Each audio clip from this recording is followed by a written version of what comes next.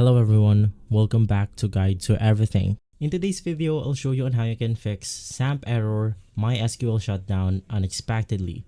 So the first thing that you want to do when you encounter this problem is to simply head over into your XAMPP directory. In my case, I'm just going to search it on my Windows menu right here. And then you want to run XAMPP as an administrator.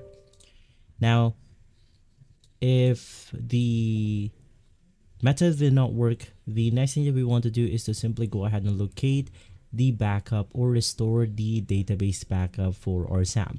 So typically you will go ahead and find your backup inside your local disk, click on XAMPP, and from here you will be able to see the MySQL folder, and then we have backup and data. Now to go ahead and simply backup or restore your database folder, you can just make a copy of your data folder as a safe backup, and from there you then want to rename this new folder, copy to something like data old. Now this is your backup, and from there you can just go ahead and copy the contents of the backup folder into the data folder. Now that's it. To go ahead and play it safe, once again, you then want to simply back up your data right here, copy everything inside, and then you want to paste it everything in this folder. From there, we then want to simply change our SQL port.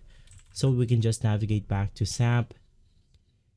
And from here, you then want to go ahead and click on the config button, or in our case, it's going to be inside this one.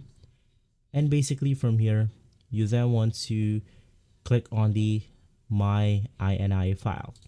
So let's click on the MySQL, click on the myINI file, and from there you can then change the port to another option that you go ahead and know other programs aren't using. In most cases, I recommend using 3307, which should be available.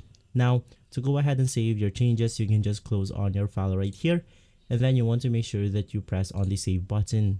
If this video has been helpful, leave a like, subscribe, and follow Guide to Everything for more videos like this. Thanks for watching.